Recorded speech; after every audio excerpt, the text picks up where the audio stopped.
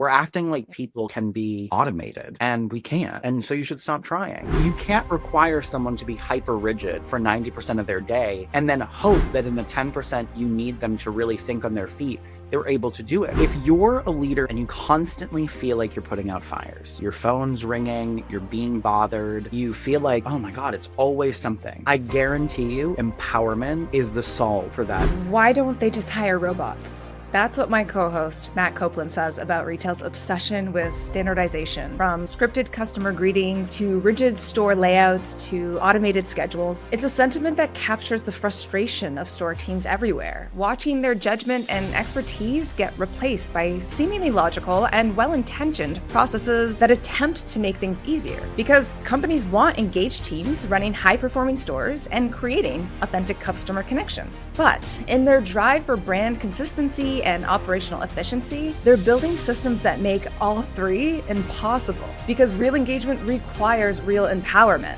When store teams can't use their judgment, when they're forced to follow rigid processes, even over common sense, when they have no say in how they do their work, they check out.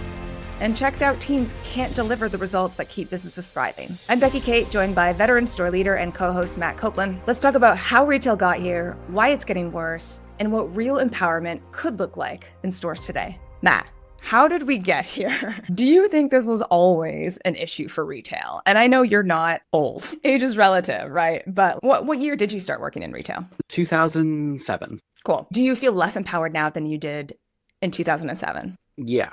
For sure. I think a lot has changed in a lot of that time, from mostly in like the digital space, whether it be social media or the platforms that companies have to communicate with us. But the biggest change is obviously phones. If it was 1990, 1985, I'm a general manager of a big department store, Kmart, Circuit City, and I'm off for the weekend. I'm going to a museum with my partner, my children, whatever I'm doing. There's an issue in the store. My team is going to have to solve that problem. They're going to have to use their resources. Maybe they're going to call another store and ask for advice. They're going to figure it out, because they quite literally cannot contact me. Because if they're calling my house phone, they're getting a voicemail. They're leaving a message after the beep. And I'm not getting that message until later in the day after I've come home. And by then, either the store is closed or the problem is solved. And I'm like, well, hope you figured it out. Congrats. Yeah, they obviously figured something out, right? So then you get back to the store. What happens? Let's say it went kind of poorly and you're the store leader. I think in those moments, that's when you get to have a teaching moment. Like, what would you do differently? What have you learned from it now that you're not in the hot seat? And I've had those moments now in the current years that we're in, just because with some of my employees, I've laid the groundwork of there's no mistake you make that I can't fix or that we can't fix. So you don't need to call me on a day off when something happens. I trust you to do the thing. And then when I come in, we can discuss what thing you did and how we move forward. So your stores always being online, connected, on call, that's part of what's contributing to this pullback of empowerment and autonomy, just because you can be reached. And I mean, I think the same is true for district managers. I've never been a district manager, and I've never been a district manager in 1990, but I imagine, oh my God, that was 35 years ago. Okay. I imagine that 35 years ago that a district manager would have weekends off, as a lot of times they do. And if their stores were having issues, even those store leaders had to problem solve and think in the moment. And first of all, that district manager probably had amazing work-life balance. But now you see a district manager and they've got two phones. They look like they're either in the mafia or a drug dealer or both. And they are constantly taking a personal call and then a work call. And they're like, oh my God, in this store, like there's so many fires we're putting out just because we can be accessed. Do you think there's more to it? Are there higher risks now being so connected? So it's not only you're more connected, your DM's more connected, customers more connected. Everybody has a camera in their pocket. Do you think companies are more careful now? They feel like they're at higher risk of doing something wrong, being on blast for that? For sure. I mean, most companies I've worked for in the last 5 years have a policy in print for what to do if a customer starts recording you and how to behave and respond. Ooh, can you tell me about one?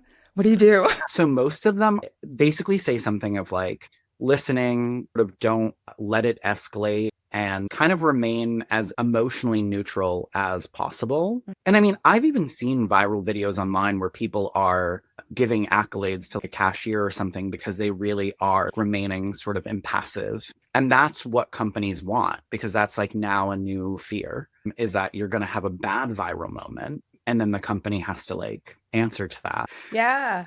It's a valid fear. I mean, I don't know if fear is the right word. It's a valid concern. It's so easy to be put on blast. So, ease of accessibility, thanks to technology. Thanks, technology. Ease or rise of concerns of brand protection because of social media risks. What else? There's a through line between social media perception and then also brand perception in terms of like visuals and all of that. Like it all now, because again, to go back to the 1990 example, if my Kmart looks much worse than someone else's Kmart, the worst a customer can do is call customer service and be like, I went to that Kmart and it was a mess. Right. But now someone can take pictures of the Kmart. Then the question becomes, why didn't you follow this visual directive? Because it all comes back to what can be found out about you when no one's actually physically near you, all because someone has a camera.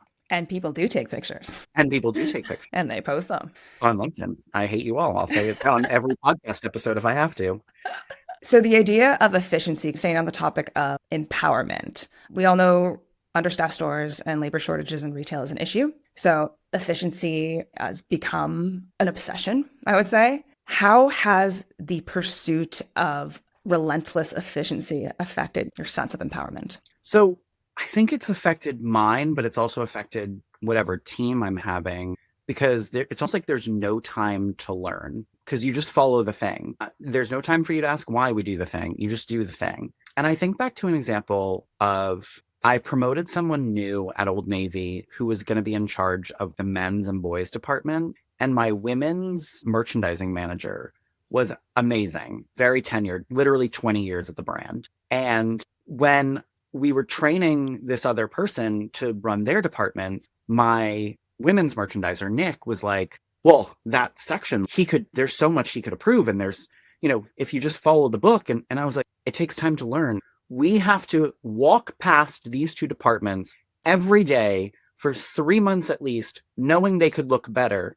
Because if we just fix it, we take away his chance to learn. So those are our choices. And I'm okay looking at something that could be better for 3 months while we don't sort of shortchange someone's opportunity. And I think at a bigger level, zooming out of my own store, that's what brands are doing, is they're operationalizing the brand so that they can just make sure every store looks the same, no time for training. Okay, we're going to cut payroll, but don't worry, because everyone can do this thing the same exact way, in the same order. You don't need the time, because now you don't need to use your pretty little brain. You just follow this 5 steps and everything will be fine. How's that work out? And I mean, what that does is really makes it so you can't enjoy your job. I don't care what job you have. If anyone had a job where someone was like, this is exactly the steps you take, at that point, you're like, well, again, just hire robots then, because that's what you're asking for. Yeah. Just yesterday, I was listening to a podcast. Simon Sinek had Jocko Willink on, and they were talking about leadership and empowerment. And they talk about how very prescriptive, tyrannical leadership is fine in theory and in calm. But as soon as that team gets put in the chaos, nobody knows what to do because they haven't had to use their pretty little brains in a while. And it made me think exactly of this. We talk a lot about how retail is unpredictable. You can't train for every scenario that you're going to face. So not stretching your empowerment muscles has a serious cost. And I think we're also doing, I mean, this is like a societal issue, so I won't go too far into it, but this is also a problem amongst what I'm finding in some of the newer generation, where now I sound like I'm 107, but where they're so used to everything being prescriptive and there being an exact way that empowerment is like almost scary sometimes. And I think that that's the culture you build in brands, where like you can give empowerment and then people are like, I had employees actually at one of the companies I work for say to me, well, Matt, literally in a management meeting, they ambushed me a little bit because they clearly pre-planned this conversation and they were like, well, we just don't know what you want when it comes to customer service, because sometimes we should do the return and other times we shouldn't do the return. And I had to actually point out to them, have I ever actually told you that you've done the wrong thing when it comes to a customer return? And I hadn't, but they wanted this black or white thing.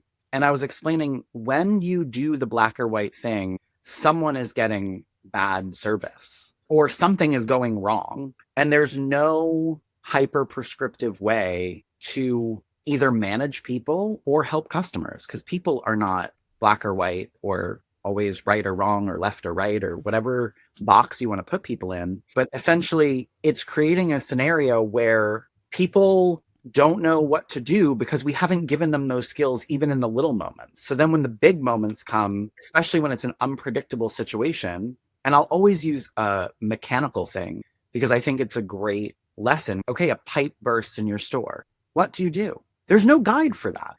You don't have time to be like, okay, so on page 63, when pipe bursts. So someone who's had to manage, how do I merchandise differently when I don't get the product that I'm supposed to get? How do I do this return when this scenario is something I haven't faced? When we build all of those little steps up to empowerment, when the big moment happens, something scary or crazy or devastating, we've built that muscle of, I trust myself, I know what to do, I don't need to flip through an operational manual to figure it out, and then you can go. But you need to build those things in the small moment. And I think one of the other paradoxes of empowerment is a lot of retailers want someone with entrepreneurial spirit or who's thinking like a CEO. Oh my God, please. But it's like, you want that in moments, but then 90% of the time you don't want that. And that is not how people's brain work. So you can't require someone to be hyper rigid for 90% of their day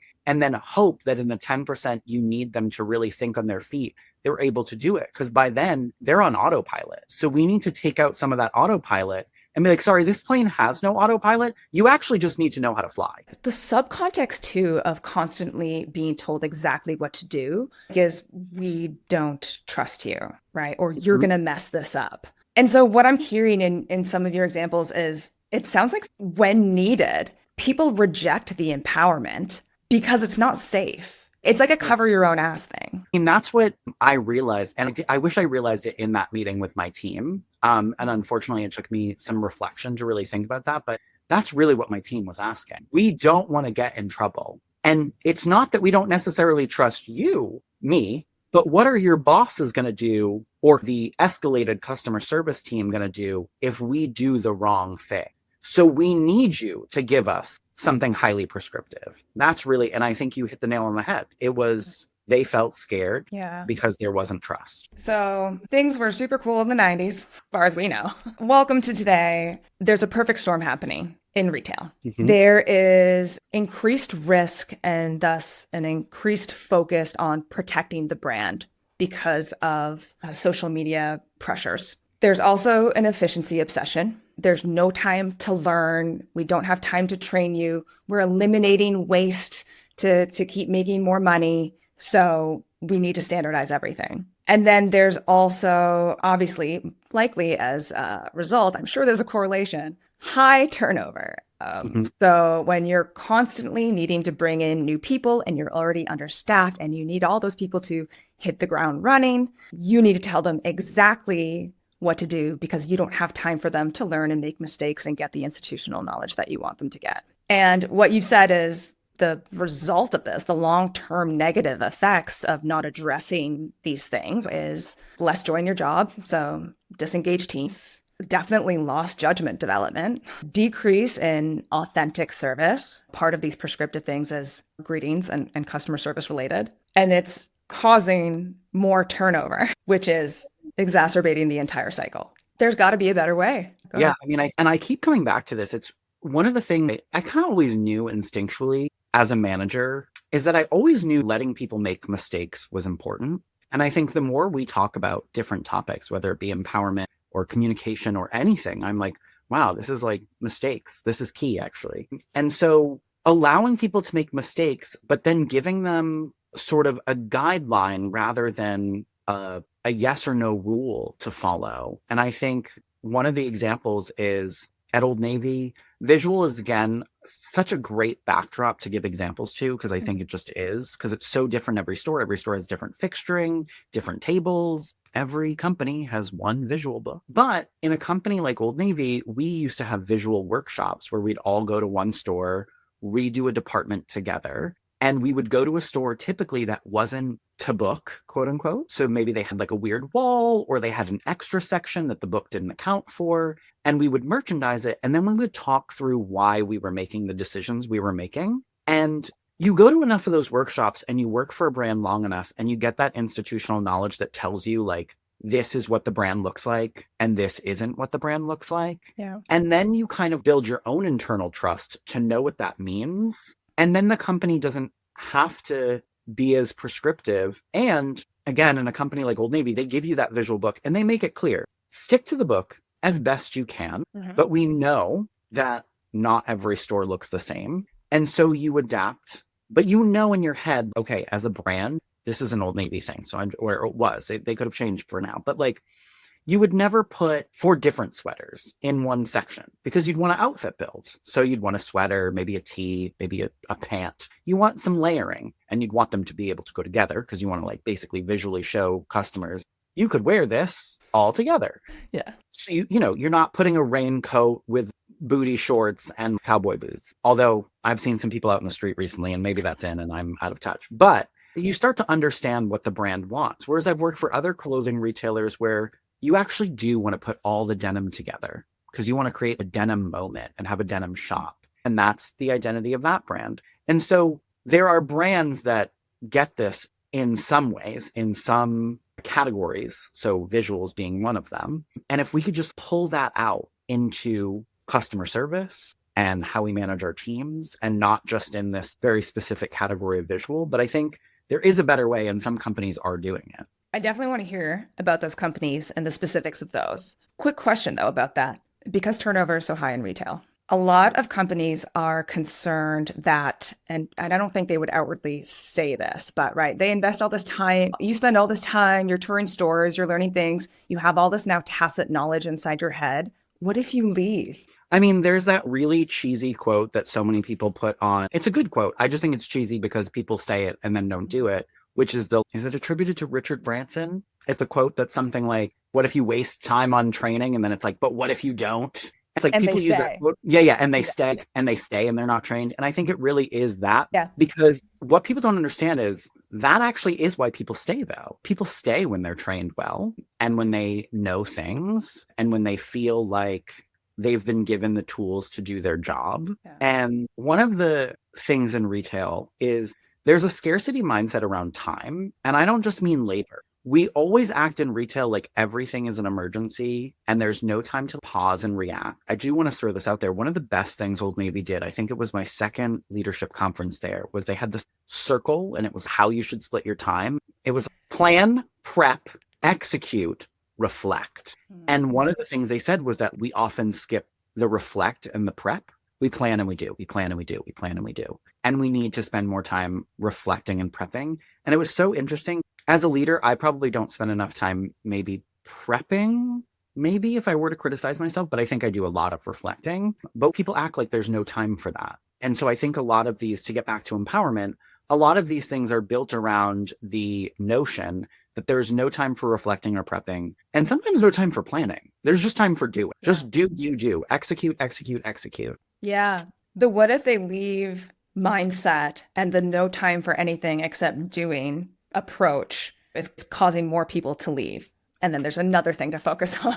A new problem has been triaged to the top. Mm-hmm. Okay. I would love to hear about how companies have done better in these aspects and to keep us focused and to try and make sure that listeners get some good takeaways. I'm thinking there are 3 key areas of empowerment where a lot of retail leaders feel they don't have it, but need it. I want to talk about empowerment in terms of doing what's right for your store, empowerment in terms of doing what's right for your customers, and empowerment in terms of doing what's right for your teams. Tell me about a company where you felt empowered to do what's right for your store in terms of your operations. For this, I'll definitely use Old Navy because there's so many operations at Old Navy. It's quite complex in its operations. And I think they recognize you can't be overly rigid in when, how, and who does each of them and in what order. So while we had a visual guide and you're expected to match that, maybe I have a local community that needs something different or the weather is different. For us in my store, we had a very late back to school shopper. You know, a lot of stores, people are shopping the weeks before school. My customer literally waited till the weekend before school started. And it was because it was like a community that relied probably on that paycheck. So a lot of times you would change your departments from back to school to the next program before back to school is even over, because everything in retail is a little bit ahead. So in my store, even though the after back to school visual set was due before Labor Day, we wouldn't set ours till after Labor Day. And the first time I did that, I just didn't tell anyone and just did it. And then eventually I did it with permission because they were like, well, you're right, because your sales match up. But I felt that if someone had walked into my store, I could have explained and I wouldn't have gotten in trouble, because they would have been like, we trust that you know your business better than we do because you're here and we're not. And again, I think it comes back to trust. And then I also felt empowered that I wasn't going to get in trouble for some thing that I chose to do that was actually for the benefit of the customer. I love that Old Navy is an example because they're gigantic and they're part of a broader umbrella brand. Because I think a lot of people will hear this and will let themselves off the hook by saying, yeah, but my company is so complex. So if Old Navy can make this happen from top to front line, you can too. Why do you think Old Navy could do this? What do they have that other retailers don't? I think they really trust who they've hired and trained. And this is from my perspective. Mm-hmm. They operate under this, we're going to trust you unless you prove that you shouldn't be trusted, versus the reverse, which is often the case. We're not going to trust you until you prove that you're worth trusting. And I think Old Navy also recognizes that because of their size and their complexity, if you don't do this, what is a district manager going to do? Run after 10 stores? My store was 17,000 square feet. That's a big space to micromanage. Even as a store manager, one of the key things I learned there as a leader was, holy shit, I can't do everything. Like, I have to trust my team because I can't fold every sweater. Yeah. And I think Old Navy recognized at a macro level, they would fail as a company if they were running around being like, no, not that way. No, not that way. I think that their size is actually what gives them the perspective of, we're only going to be successful if we let trust take the wheel. I'm wondering what needs to be in place, because obviously there are other giant retailers out there whose size hasn't necessitated, as far as they're concerned, trust yet. Yeah. What else is it? Is there a sense of identity? Is there confidence? Do you feel like their organizational identity, the DNA, do you feel like that was clear? I mean, they talked about people a lot and for the most part walked that talk. And I think that another piece, I wasn't going to get in trouble. I'll give you an example. You were going to get in trouble at Old Navy if you got a surprise visit and a department was a disaster and you were like, yeah, it's just been a busy day. But if someone walked in and they were like, so your boy's denim wall, what's happening there? This actually happened. This is a real life story. And when that person walked in, I basically was like, so when I walked in, the store was kind of a mess. We had some call outs yesterday. The store wasn't looking great. We have been fixing the store in order of departments that make us money. Boys denim is my lowest category in the store. It's below babies. It's below girl sweaters. Boys denim is like last on the list. It's basically sells as much as socks. So that person heard me know my business and then was like, great, that sounds perfect, but you should get to it by the end of today. Don't let it go anything beyond that. So that was the end of the conversation and we've moved on with life because I had a reason, because I knew my business, because they hire people, hopefully, that want to know their business. And then they also have a structure where they expect you to spend basically an entire day, a week in your office pouring over the business. Yeah. So there's also that foundation. Here's what you do. You know your business. Then you make decisions according to the business. And as long as you're doing that, you're doing what we're asking you to do. Makes perfect sense. It does. Yeah. And the example that you just talked about with Old Navy, you probably, I'm assuming, left that discussion feeling more empowered, more confident. The next time some similar a situation comes about, you know that you can use your best thinking, your business acumen to make the right decision for your store. Mm-hmm. I imagine if that went a different way and that person was like, no, this is unacceptable. This needs to be prioritized. This needs to be cleaned up faster. The next time a situation that required you to triage came up, you would be confused and second guessing. I think that's exactly what is happening. I'll give you a small example too. One of the companies I ran, when you did a visual display in the window, like a lot of times there was a vinyl, a phrase, word, promotion, whatever. And you weren't supposed to put it in the window that had the logo of the company in the window. And when I first took over the store, the employees were like, so we're not supposed to, but because of our store setup, that was basically our only window to put the vinyl in. They were like, so when we take the picture for corporate, we just take it so that the logo isn't showing. And I was like, but there's literally no other place to put the vinyl. So why are you lying about something you can't even change? Why not just show them the whole window so that they can either decide to move the logo or they can just get over it? And it was because of that fear. But there is a rule that you are not supposed to put the vinyl in the window with the logo. So what did I do? Of course, the first picture I took when I took over was, here it is. P.S. No one said anything because I don't think a lot of people look at those photos half the time. But I think those are the small examples of the weird subterfuge or lying that sometimes people feel they have to do because they were given this very explicit direction. And sometimes you can't follow the explicit direction. I like that we're talking about intuition now and empowerment, because I want to talk about empowerment in terms of doing what's right for your customer. The control approach is scripted greetings, super rigid return policies, eye contact at X feet, required upsell scripts. How can companies go about protecting the brand, wanting people to have a consistent brand experience when they walk into a store, but still empowering each store team, each store employee to use their intuition and their brain and their skills to offer that service? I have a couple of examples. One is Lush has a pretty fluid return policy. It's really just like, you aren't happy? Come back. And one of the things that does is it allows employees to really connect with the customer, understand what was wrong, and not think of the interaction through the lens of, I have to get the customer or myself or this conversation to this end goal. It's more about wherever this conversation leads me is okay. And really just have a great conversation with the customer and know that you can make them leave happy, which is why in my entire time there, I don't even know who they escalate customer issues to, because you almost should never have to, unless, again, an employee did something inappropriate and screamed or something. Like, you don't even need a customer escalation team there, because what are they escalating? Whereas when you have a rigid return policy, but all the employees know that if the customer screams enough and contacts the right person, you're going to make us do the return anyway, which now just makes us look bad at the store. It actually makes the company look bad, in my opinion, but it also makes the store look terrible. And it also reinforces this idea to customers, if I just yell, I'll get what I want. And I think one of the companies I worked for, again, I can't use a name, but their return policy was a little bit less black and white, not as free and clear as Lush, but theirs was more,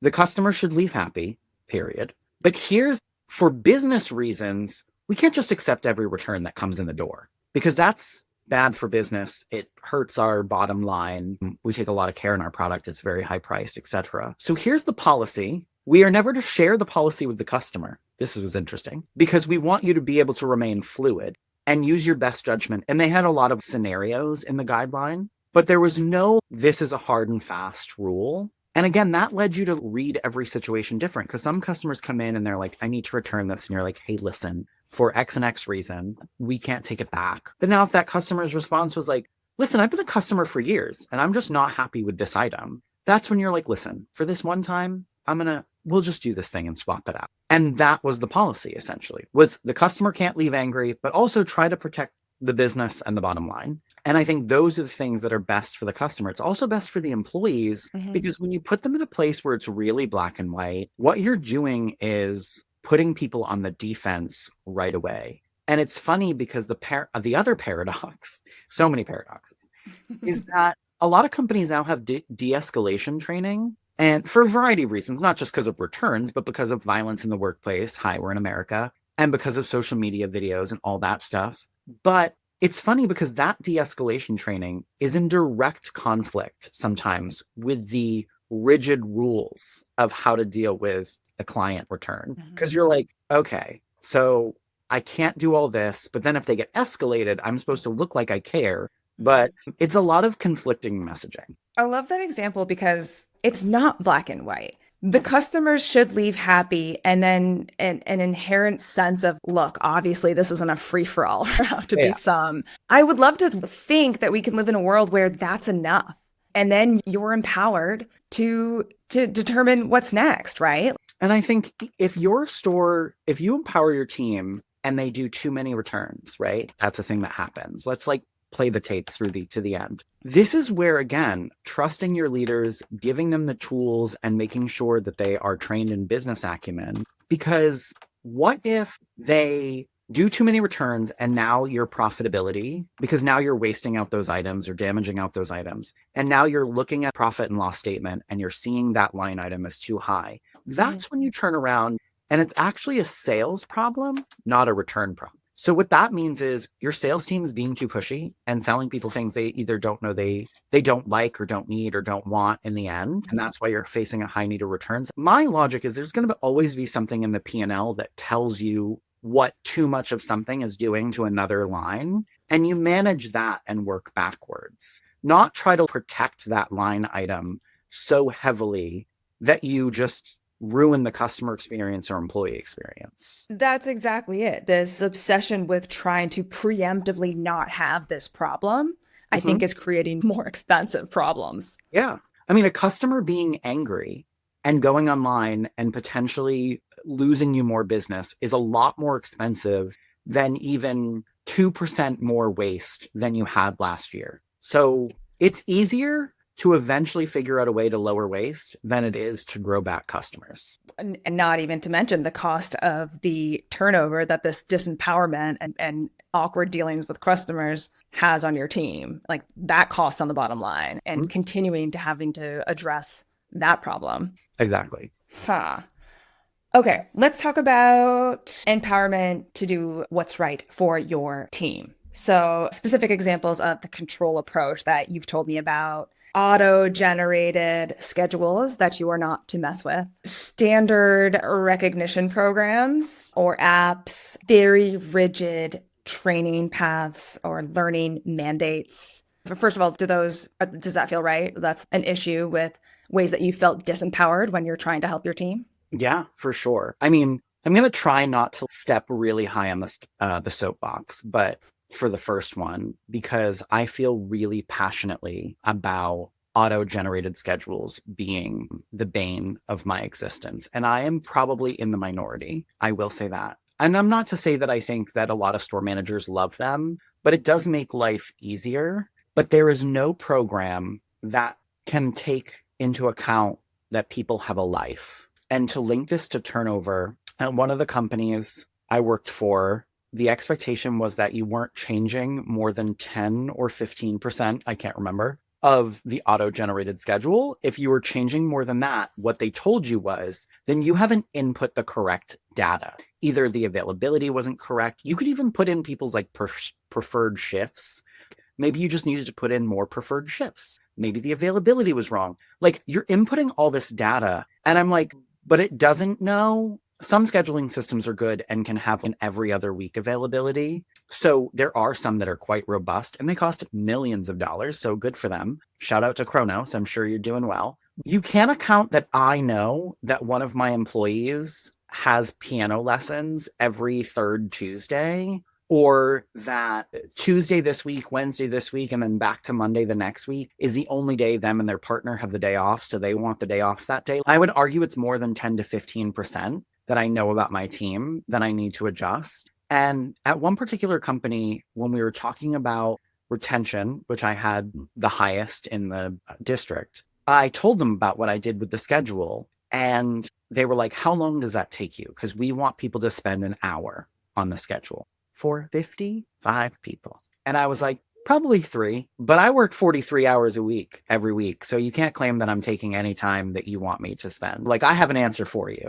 And the truth is, I probably worked a little bit more than that, but I didn't want them to come back and be like, you're wasting time. You could be doing X. Because to me, that time was paying for itself in dividends. And so these overly scheduled things just can't take into account the people aspect. And I think it's the same with recognition programs because, one of the things I said in an interview once, and I truly mean this, is because they asked how I motivated a team or something. And I said, well, if I have 40 people, I have to figure out 40 ways to motivate people because there's no one way. And I think that goes right into recognition. So the board in the break room that's recognizing people, some people might really love that. Or the app you're making me use to recognize people. Oh God, even worse, because it just feels so, there's not even an appropriate word I can say on this podcast for it. But that might ring genuine to some employees, but to most, like, ugh, so now you're like wasting my time and you're telling me I have to do it because now you're tracking my recognition. It also feels disingenuous for me to be like, well, the reason I didn't recognize Alexis on the app or in the board out back is because I know that on Sundays, because of the bus schedule, she has to Uber here. So I paid personally for her Uber to and from work. And that was my way of rewarding her, because then it feels like I'm trying to brag about what I've done personally. And that then, for me anyway, takes away from the nice thing that I did to recognize someone. And so there's no way to, again, it's linked to return policy as well. Recognition, return, scheduling. We're talking about people. We're acting like people can be automated, and we can't. And so you should stop trying. And I think with the training paths, it's a similar thing. What if I have someone who works for me and they have spent many years doing something that's relevant to our business, but then there's another category business they've never done? Well, I need to maybe move around their training because they don't need me to go over the thing they already know ad nauseum. They need me to dig further in. And the example I'll use is actually when I started at Starbucks. I was in my training, and shout out to Joe, the best peer store manager trainer I've ever had in my career.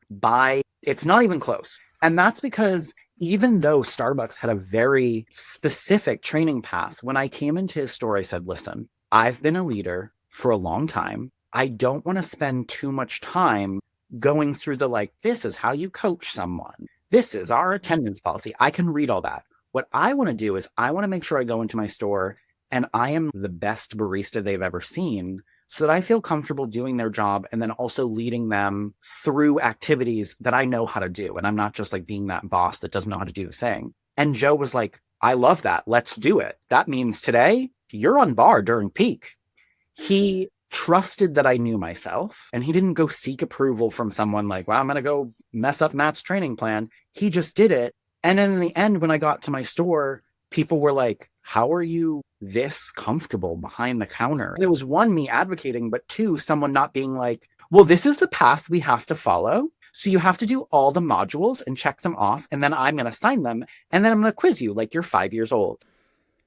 That gave me such a better training experience, which made me more happy to start at my store. It made me feel more comfortable. And again, no, he didn't get in trouble. They asked, though, why I felt comfortable, and I told them, and they were like, we love that. Great. Again, there was no punishment for breaking the mold a little bit. I mean, I still went through all the modules. I watched how to coach someone. But yeah, I think a lot of training paths are built for either internal candidates getting promoted, or they're built for externals, and then there's too much brand information that an internal will know. Either way, training paths are often these very rigid. And again, I think that goes back to your point about getting in trouble. They're afraid of legality issues. So they're like, if we just make everything cookie cutter, we can't get in trouble. Holy cow. Okay. So for one, I'm just still a little bit caught up on we only want you to spend 1 hour doing your schedule. Mm-hmm. So forecast to the mission versus metrics paradox, especially because, like you said, you had the highest retention at that point. I'm assuming your store performance was, if not like one of the higher in your districts. And so the obsession with how much time you spent to do it without considering, but you're obviously very successful. I'm just having a hard time getting over that there was like, oh, but we only want you to spend 1 hour. Why? That's the least empowering thing I've ever heard. I think part of it was they felt that there were other things I could be doing that would have a better return rate, I would argue no, because I always said in that company, I don't want to say the schedule was all my success, but it's a much bigger part of it than a lot of people give credit for.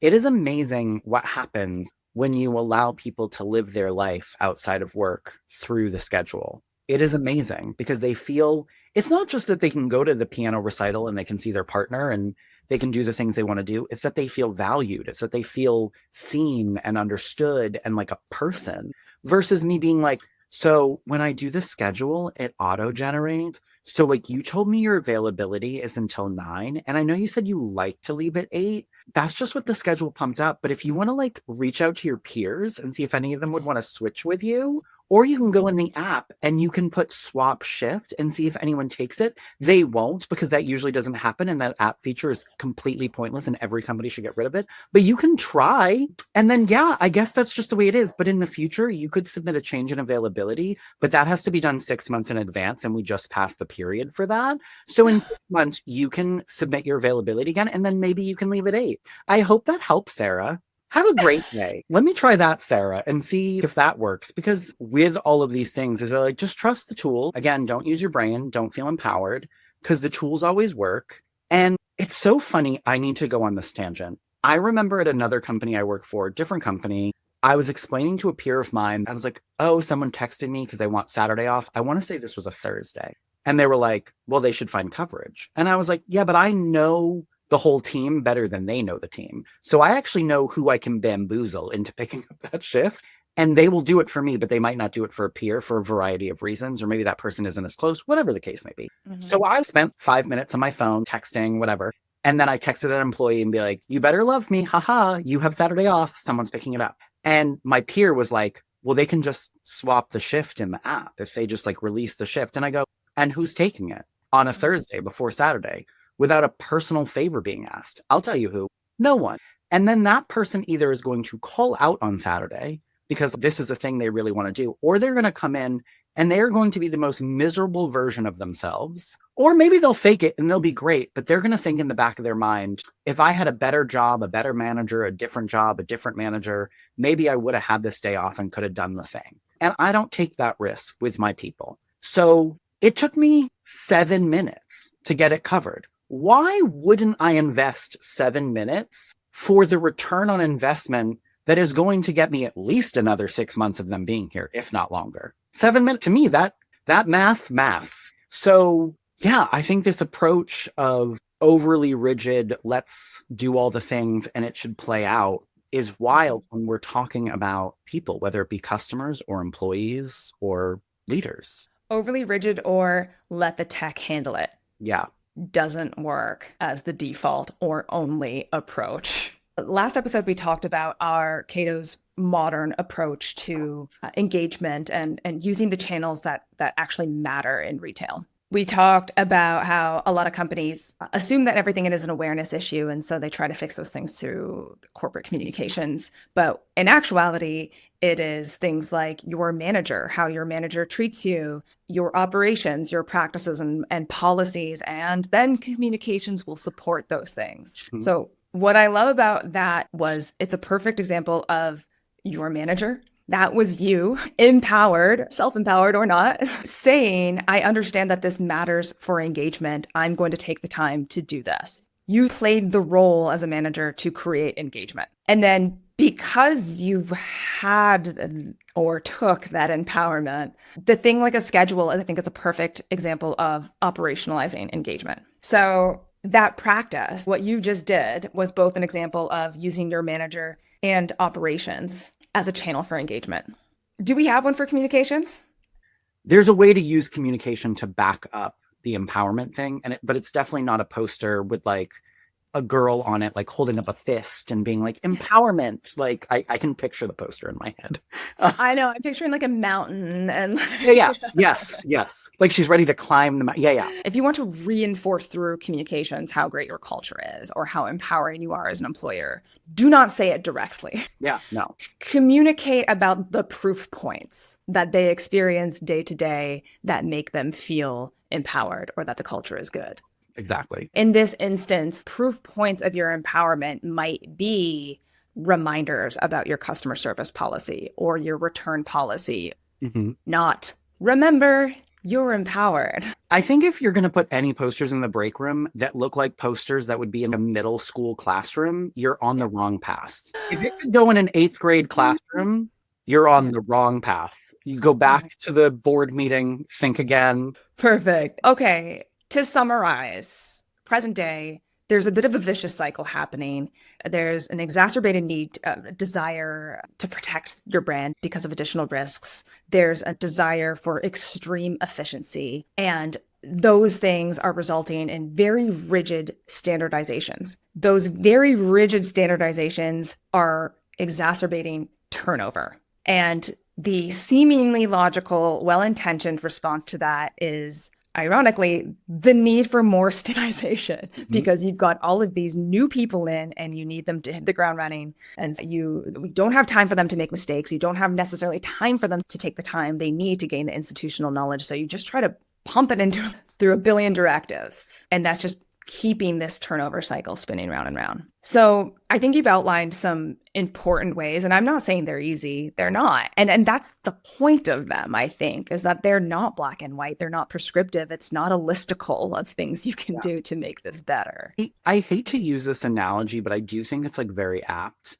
which is, leadership isn't parenting, and I don't want to equate the two, but I do think that there is one commonality, and that is if you do everything for your children, if you make it so you always jump in and help them and never let them learn, then they get out in the world and they don't know how to life, and they're confused and they don't know how to make decisions. They're now more at risk from a safety perspective, etc. It's the same thing with how companies treat leaders and assistant leaders and associates.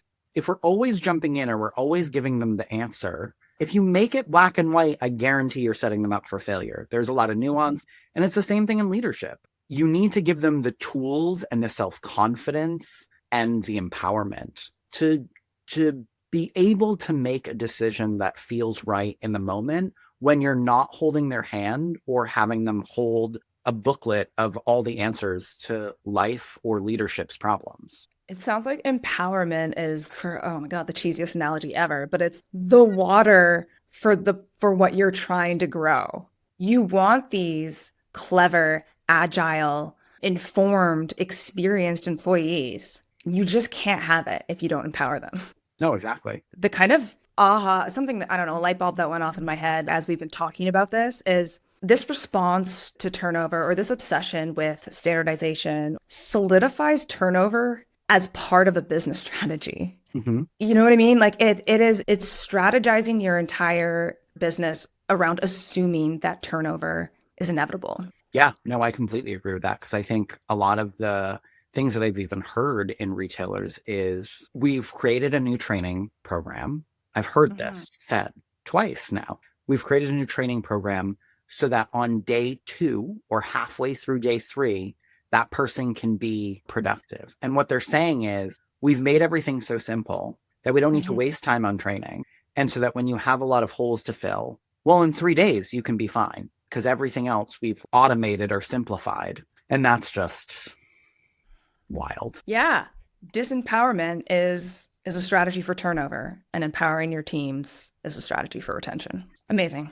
Matt, appreciate it as always. Any final thoughts before we close out? I just want to say one last thing, which is I really think leaders, even at a store level, because I don't think that this is just a corporate problem. I think this is a VP problem, a district manager problem, a store manager problem. I think a lot of people are afraid to empower their teams, not just at the macro level, but in an individual store level. And if you're a leader in any of those positions and you constantly feel like you're putting out fires, your phone's ringing, you're being bothered, you feel like, oh my God, it's always something. I guarantee you empowerment is the solve for that. It's always something. And if you just empower your team and they feel confident and they feel like they can do the thing, you get to have your days off back. So if you want your days off back, or if you're the VP that wants to focus on business growth and not the day-to-day fires of this particular region that has high turnover, the answer is empowerment. Perfectly said. You're listening to Dear Corporate,